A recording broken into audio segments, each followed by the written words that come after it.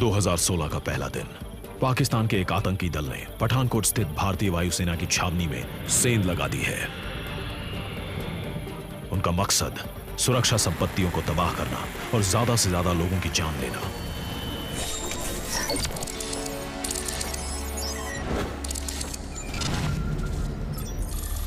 भारत के सबसे महत्वपूर्ण मिलिट्री बेसिस में से एक पठानकोट पाकिस्तान से लगी अंतर्राष्ट्रीय सीमा से सिर्फ 30 किलोमीटर की दूरी पर है। 1 जनवरी 2016 दोपहर 3:45 पठानकोट एयरबेस रेड अलर्ट पर है।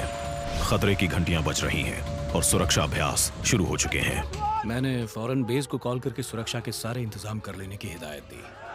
टेररिस्ट कैंप में घुस चुके थे, कहीं छिप कर बैठे थे और हमने छानबीन शुरू कर दी। सभी सैनिकों को बेस को सुरक्षित करने के आदेश दे दिए गए।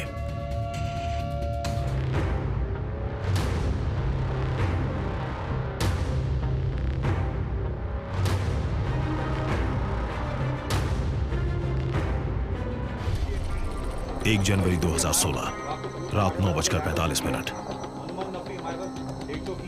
एनएसजी टास्क फोर्स और गरुड़ कमांडोज पठानकोट के सुरक्षा बलों के साथ एकजुट हो गए हैं।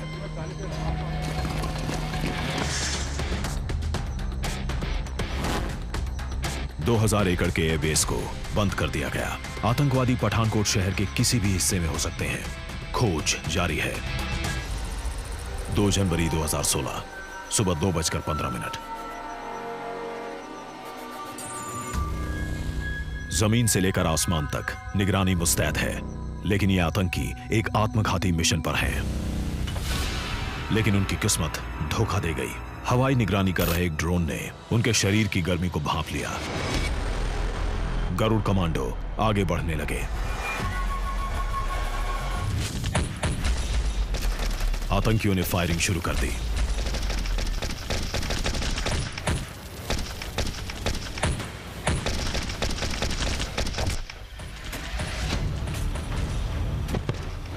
जनवरी 2016 सुबह 4:30 अपने एक साथी को खोने के बाद बाकी आतंकी छिपने की जगह ढूंढने लगे, लेकिन एनएसजी ठीक उनके पीछे ही है। सुबह 6 बजे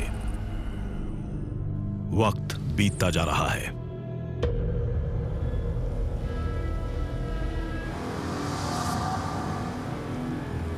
दो जनवरी 2016 सुबह 10 बजे 4 घंटे बाद भी स्थिति वैसी ही बनी हुई है।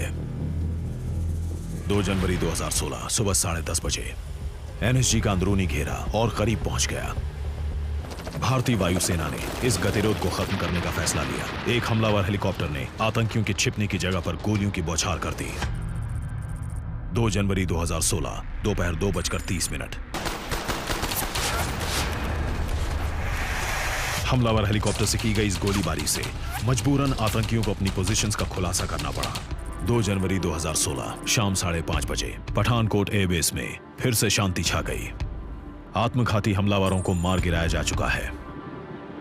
अब वक्त है उनकी लाशें बरामद करने का, लेकिन यह बेहद जोखिम भरा काम है। नुकसान पहुंचाने के लिए लाशों में बम हो सकते हैं, जिससे जानें जा सकती हैं। फोर्स कमांडर ने सुबह तक इंतजार करने का फैसला लिया। एनएसजी के बम निरोधक दस्ते को तलब किया गया। लीडर और उसके सेकंड इन कमांड ने अपने साथियों को जोखिम में डालना मुनासिब नहीं समझा और खुद ही इसे अंजाम देने में जुट गए।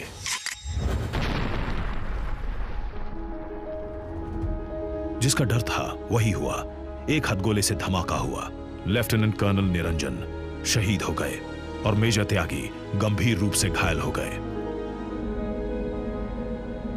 हमें एक झटका जरूर लगा था, लेकिन हमने ऑपरेशन नहीं रोका। पूरे 2000 एकड़ की छानबीन जरूरी थी।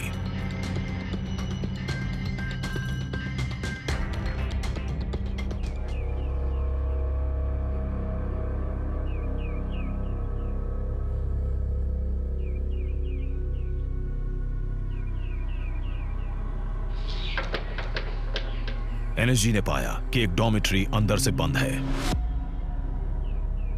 मैंने अपने दूसरे स्क्वाड्रन कमांडर को उसकी टीम के साथ मुआयना करने के लिए भेजा। दीवार के पार की स्थिति का जायजा लेने वाले उपकरण का उपयोग किया गया। गर्मी के संकेत मिले।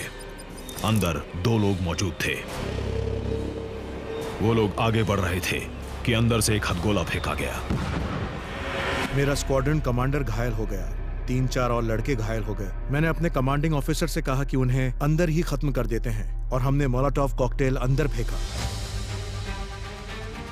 25 मिनट के अंदर पूरी बिल्डिंग आग की लपटों में थी और अंदर से जोरदार धमाकों की आवाज आने लगी।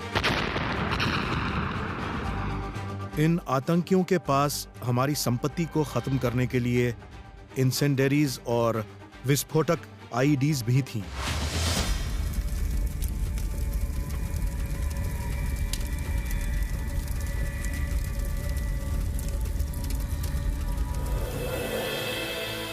अड़तालीस घंटों बाद 6 जनवरी 2016 को सुबह 8 बजे पठानकोट एयरबेस को सुरक्षित घोषित कर दिया गया।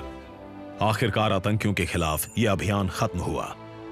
इस फिदायीन हमले की योजना महीनों से बनाई जा रही होगी, पर आतंकी अपने मकसद में कामयाब नहीं हो सके। भारतीय सुरक्षा बल फिर विजयी हुआ।